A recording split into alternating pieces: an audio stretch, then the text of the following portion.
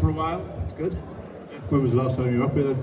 I think I played Bootleggers, a club you got here, kind of did a funk and soul set a couple of years ago now. Are you still going out most Saturday nights with that, or are you doing more radio now? Most Friday, Saturday nights. Yeah. I do the radio 1 till 4 Monday to Friday on 6, and then 6 till 9 on a Saturday. Friday night we generally do a gig, and then after the Saturday show finish at 9, we go out and play somewhere, do a late show. So yeah, busy really, there's not much room for anything else, so. And have you always kind of been into that since you were a kid, like funk and soul stuff, or what you grew up on? That's what my dad my dad came to England in about 1958, and he was a merchant seaman, and he missed his boat in Holland, and he had a British Guyanese passport. So instead of sending him back to Guyana, where he was from, they sent him to Liverpool because he had a British Guyanese passport. So he landed in Liverpool in '58 with a bag full of records and a pocket full of change, and he never left. And I went back to the Caribbean a few years ago before my dad passed away, and I phoned him up from a beach in the sun and said, "Dad, what the fuck were you thinking?" Windy, rainy Liverpool in the 60s wasn't the best place for a black guy to be, and I'm lying on a beach in the Caribbean thinking, "Dad, what was going on in your head?" Life could have been so much different. Yeah, it could have been a lot different for me, I tell you that. Yeah, definitely. So how did you get started in acting and performing and stuff? I started out, my English teacher told me I had a talent for writing poems, so I started out as a poet. In fact, me, Chris and Danny, we were never actors. Danny was a dancer, I was a poet, Chris was an impressionist, and Robert was in this really bad comedy troupe called the Joeys. See if you can check him out on YouTube. I tell you, he's got hair and everything. So I started doing poetry, and they put me on a BBC Arts programme in 1982 when I was 16 called Riverside, and it all just kind of snowballed from there. I ended up doing a thing called Saturday Live, where I was doing like topical poems about Thatcher and the Conservatives and the police and all that kind of stuff. And the producer of that show was a guy called Paul Jackson. He was leaving. He wasn't going to do the second series of Saturday Live. He was leaving to do a show called Red Dwarf, and I said, "Can I have a look at it?" And I suppose the rest is history. I was 23 when I started Red Dwarf, and yeah, I'm 62 in July, and it's kind of been most of my adult life, really. I've been lost in space looking for a way home in a really hot curry. I didn't think it through. And that's the thing, I guess when you guys started, you would never have thought you'd be still here now talking about it and still being asked all the time, what's happening next, when's the next series, what are you going to do? Yeah, very lucky really, none of my career was planned. Even Robot Wars, when Robot Wars started, I was in my dressing room, right? And they couldn't get any of the robots to work, and they were pulling them into the middle of the arena on bits of invisible twine, and I'm in my dressing room getting into this really uncomfortable leather, about to be dangled over a really hot flame for about 5 hours, thinking, I didn't think it through. But that kind of took off as well. So yeah, with Red Dwarf, just really lucky that it kind of caught the imagination of my generation of youth, and because it was like set in the future, it didn't age as badly as some shows have aged. You look at young ones now. I'm a massive fan of the young ones. Don't get me wrong, but it's so of its time. It's so 80s. It's so Thatcher's Britain and all that. It's so of its time, and with Red Dwarf being set in the future, it gave it sort of more legs, a bit more longevity, I suppose. And now, most of the people I meet weren't born when the first series of Red Dwarf went out. So many old-looking guys with grey hair and beards. Talking old-looking guys, right? With their grey hair and their beards. Really old-looking, right? Telling me I made their youth. And I'm thinking, hang on a minute. You look older than me, you twat. Yeah, so yeah, been really lucky that it's lasted so long, and you see kids coming through now. I mean, like, you know, kids 10, 11, 12, 13 who are just getting into it, and it makes you proud that you were involved in something that's had that kind of longevity and has that sort of love of people, you know. And it was a show that was way ahead of its time in many ways. I mean, you talk about the trans debate now. Holly's trans, you know what I mean? Holly's trans. We had 2 black people in the show, and the colour of our skin was never mentioned. It's like it's you know, it's ahead of its time in so many ways, and I'm really honoured and proud to have been involved, and lucky to have been involved, and I'm chuffed that all you guys still like it, you know. And after going in something that's been running for so long, you thought you'd give something quite short term, never going to go anywhere, Corrie. Yeah. You know, thought you'd give that a go, yeah. I was in Coronation Street for 10 years. I really enjoyed that era of Coronation Street as well, because I really didn't do much but sit in the cab office talking shit with Steve, you know. And at least once a month, the producer would call us up to the 3rd floor, that's where the producer's office are, and sit us down and say, Craig, Simon, will you stop using the script as a template? Because we just chat like you chat in the pub, you know, and we'd like, you know, be like, who do you think would win in a fight, Spider-Man or Batman? And then we'd start riffing, and you know what I mean. But they always used it; they kept it in, so I don't know what they were complaining about. But yeah, so we didn't really follow the script very much. But we did try and make it like, you know, what you do when you sat around with your mate, you know, bored, talking nonsense, you know. So. Actually, yeah, I spent a few hours in a bar with Simon. We were talking about rally choppers or rally strikers. So yeah. I guess those are the kind of conversations, yeah. It's got to be the chopper though, hasn't it? Well, yeah. But a gear stick that you never used. No, but you used to stand up on the pedals. Yeah, you did. And then the chain would break, and then the gear stick was a problem. Yeah, you know what I mean? Sure, yeah. But yeah, it's got to be the chopper. So what made you leave Corrie then? I'd done it 10 years, yeah. And I don't like to. I just wanted to do try new adventures, you know. And we were going to relaunch the Red Dwarf again, Series 10. We'd done that series, that 3-parter, which really should be seen as a 1 hour. But you can watch it on YouTube now or iPlayer now as a 1 hour drama. And that was the one where we arrived back on Coronation Street. So I'm playing Craig Charles. I didn't have to play that part. You know, born for that part, I was. I was playing Craig Charles, Lloyd Mullaney and Dave Lister all in one episode, which was a bit of a head wreck, you know. But we did that, and then we thought, oh, there's still life in this old dog, so let's do some more Red Dwarfs. And they didn't want me to take the time off, and because I'd just taken time off to do something else. So I thought it was time to move on, you know. So. And it's like, if I didn't leave Corrie, I wouldn't have done Gadget Show. I did 5 years on the Gadget Show. There's so many things that I wouldn't have done if I wouldn't have done Moneybags, the game show. Because they don't let you do they don't let you do other things apart from Coronation Street. So it was time to move on, get new adventures. Plus, when I was in the jungle the first time, my brother died, and I was 50 at the time, so he was 52. He was 2 years older than me. He was 52. And I thought, if I died in 2 years' time at 52, would I be happy with what I'd achieved so far?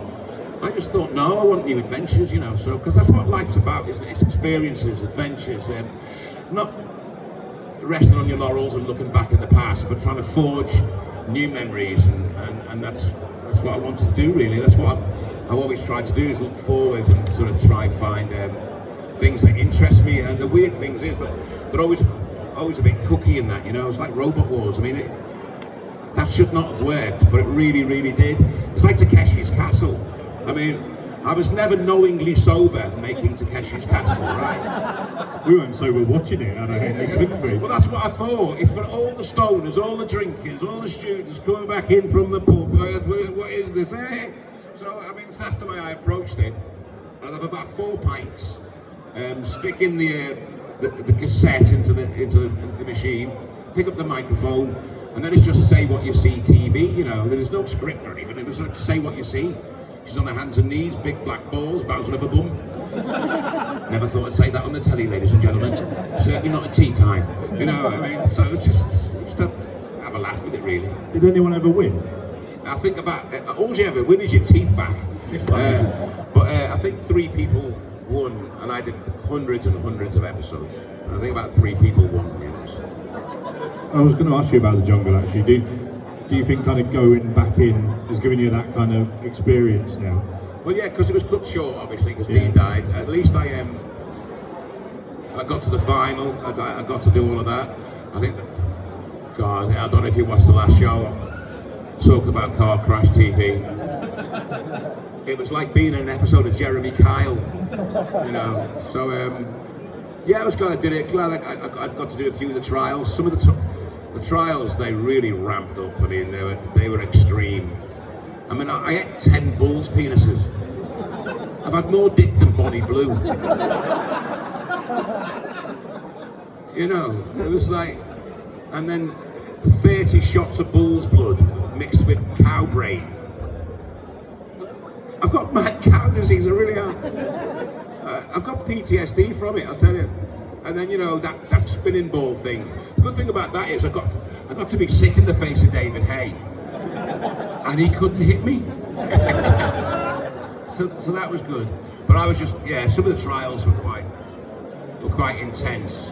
But at least, you know, when you watch I'm a Celebrity, and all the old fogies like me, they say, you're excused this trial on medical grounds. You know, I never got any of that. It's like, look, you're doing it, mate. You know, so I enjoyed that bit. You know, so yeah, I did enjoy it. And obviously, it was pre-recorded, this particular series. So 7 months ago. Have you been watching it back and going, well, that has been edited to look like that, or that's been like? Oh, the edit is very strange. Yeah, you know, it's like so much stuff never made the edit, and I think that edit has caused a lot of controversy, obviously. But I know that I've done absolutely nothing wrong. I stuck to my principles. I was fair, straight down the line all the time, and yeah, you know, I think I represented myself very well, really, to be honest. Is it the sort of thing you have kind of tended to avoid in the past, like hanging out with other celebrities, or is it you just kind of not bothered? I've got no celebrity friends, really, to be honest. Simon Gregson, I still see Simon sometimes, but I've got a wife and kids, and my life really revolves around. My life really revolves around them, you know, and family. You know, I've got a few friends that come into that family group, but yeah, we've never been a celebrity family, really, to be honest. I'm not knocking it if you are either, but like, you know, my friends are cab drivers and, you know, builders and stuff like that, you know. So going back to Red Dwarf then, yeah. What has been kind of one of your kind of standout moments from the early series that you thought this is going to go for years? Well, the first series, I thought we were lucky that the second series was commissioned before the first series went out, because if the second series wasn't commissioned before the first series went out, I don't think we would have been doing a second series. But like, for me, after series 3, it's really started to land for me comedically and storytelling wise, and the fact that you could do a story in 30 minutes and it felt like a whole finished film. It felt like a feature film, and we got to do it in 30 minutes, you know. And then I knew that it was starting to really catch everyone's imagination. But I love, you know, episodes like Wax World, and I just love the lines in that, you know, when you got Elvis there and Gandhi. Yeah, get down on your knees and give me 50, Gandhi. You know, don't eyeball me, Gandhi.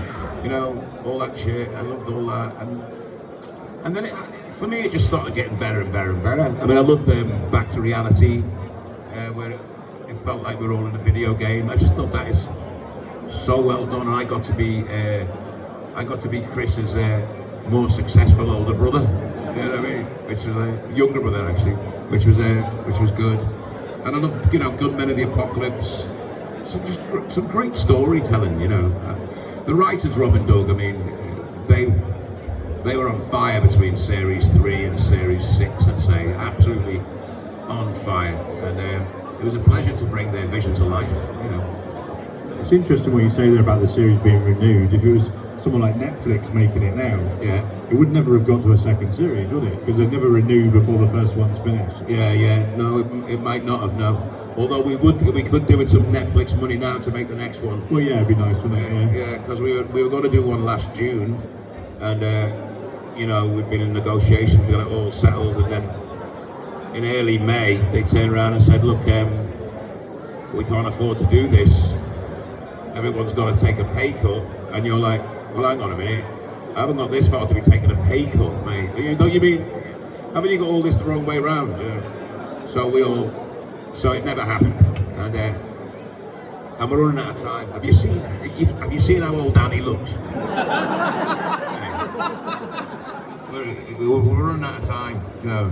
And Robert and Doug. I mean, I'm the only one with hair.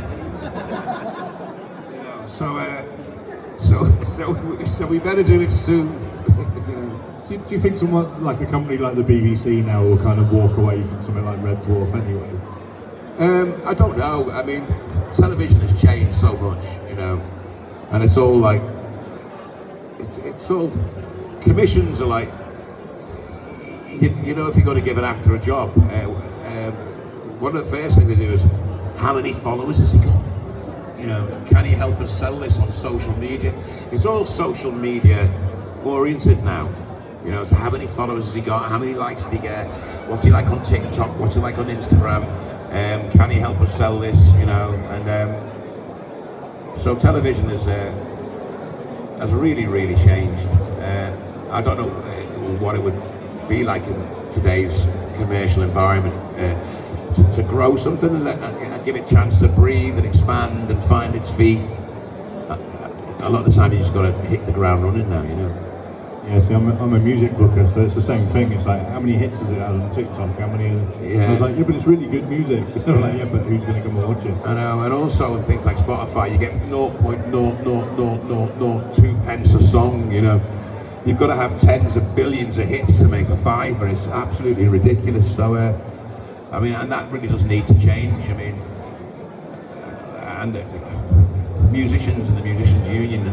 They need to get stronger. They need to turn around and say, well, no, you can't have my stuff on Spotify. You can't, unless, I mean, if they gave you £1 a track rather than no, that's not asking much, is it? £1, you know, you can. It's much cheaper than having to go and buy the physical album, you know, the physical single. You know, give me £1 a track, you know, something like that. It would make a lot of difference to musicians and singers, songwriters. Independent venues, it would help a lot. But hey, getting into politics again, I'm turning into that angry young man again from Saturday Night Live. I was just going to say that, I'm going to sound like angry old men now, but like the price of vinyl, for example, you must find that going out and DJing, the cost is ridiculous. Well, I hate to say it, but being a vinyl collector now has turned into a middle class pursuit, really. You know, you have to be wedged up if you're going to start a vinyl collection. I'm very, very lucky that I'm on 6 Music and I get a lot of my vinyl for free because they send it to you for you to play it on the radio and stuff like that. Because I couldn't afford some of the records I've got, and, you know, and I'm doing quite well with my life, you know. But I'd look at it and go, oh, that's a bit rich for my blood, you know. And so it's a very middle class pursuit, vinyl collecting now. What's the rarest track you own? I've got a few Northern Soul tracks that go for a few grand, for 7 inches. And I've got like a few originals, like Led Zeppelin originals, Pink Floyd originals, Black Sabbath originals, stuff like that. Because I was into like it. I started out really into prog rock and heavy metal, you know. So I was into Rush, especially those albums of Farewell to Kings and Hemispheres, and I was into Black Sabbath and Led Zeppelin and Tangerine Dream and Hawkwind and stuff like that. And then I really got into Led Zeppelin. It was my dad that kind of reverse engineered me into the kind of blues, into B.B. King and Muddy Waters. I'd be playing Led Zeppelin and my dad going, why, you know, him nick that lick, you know, him nick that lick. And then he started playing me like blues stuff and all that. And from blues, I kind of reverse engineered into funk and soul. And then when Funkadelic Parliament dropped with One Nation Under a Groove and all that, I was absolutely hooked on funk and soul then, you know. Do you play any instruments yourself? I play guitar better than Lister, that's all I'm telling you. I play piano, I play a mean piano. Yeah. So, what are you working on at the moment, if you can tell us now you're out of the jungle and everything else? Well, at the moment I'm on the radio 6 days a week, so there's not much time for anything else really. I'm on from 1 till 4 every weekday on BBC Six Music, and then Saturdays I'm on 6 till 9, Saturday night. I do a couple of gigs a week, and that keeps me happy, really. I mean, there's not much room for anything else, but I like my life, you know. It's like, I like the way it's gone. I'm kind of thinking of like maybe even taking my foot off the gas a bit more. I'm not needy, I'm not desperate, I'm happy with what I've achieved. I don't feel unfulfilled, I don't feel like desperate for more. All right, I had a fair crack of the whip, and I'm just happy to be in the place I am, you know. I mean, we've all got regrets. Some shit could have gone better than others, but like, where I am is what you see as a contented man. Excellent. So, have you ever kind of wanted to go into kind of writing, producing, directing, or you're like, oh, no, I'll act and I'll DJ, and that's me, kind of? No, I think I'm going to go and write my life story, but it starts with my mum and dad's life story. When my mum and dad met outside a boarding house in Liverpool, and so it tells my mum's Liverpool Irish story and my dad's story about, you know, being in Guyana and missing the boat and all that. And so it starts with them, and it'll grow up, and God, I've had an interesting life. I've had some ups and some downs, and just bring it up to the present day. And once I've written that autobiography, really, then we'll see if we can turn that into like a Netflix series. But I tell you what, it'd have to be a five series. I tell you, we get 5 series out of that one. I mean, if John Bishop can get a film out of like, oh my God,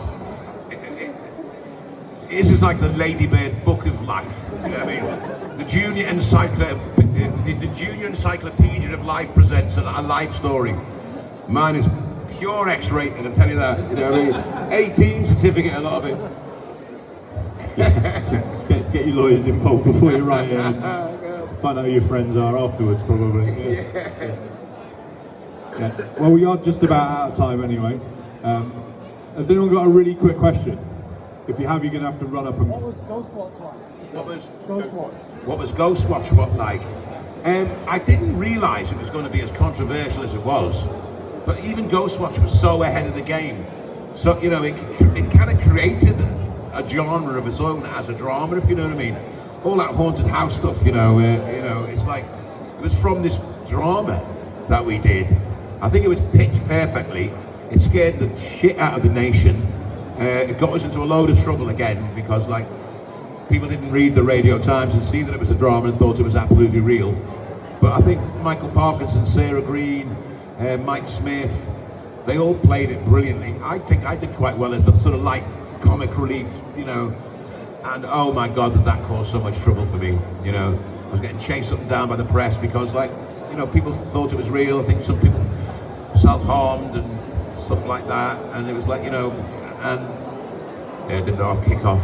But it was great to make it, you know what I mean? And it was great that the reaction that it got was the reaction that we were going for, you know.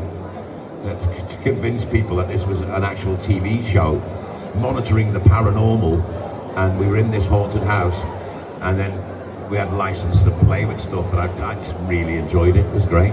Yeah. I think in the nicest possible way. If you told me there was a ghost over there and Parky told me, Yeah. I'd believe Parky. I'm not sure I believe you. Yeah, well, that's why I was there. Well, to, yeah, like, exactly, you know, yeah. prick the balloon. While Parky's going, no, it was there. And I'm going, no, it wasn't, Parky. Well, you didn't get it out. You know, so that's why it worked. Yeah. Brilliant. Right, well, enjoy the rest of your day. Cheers. Enjoy sunny Blackpool. Yeah. Don't go in the sea. No. But you'll know that anyway. There's no fish in the sea, there's only condoms. I'm going out there to catch a £2 black rib nobbler. About that big. It's just tough to chew, I think. Right, show your appreciation once more. Craig Charles.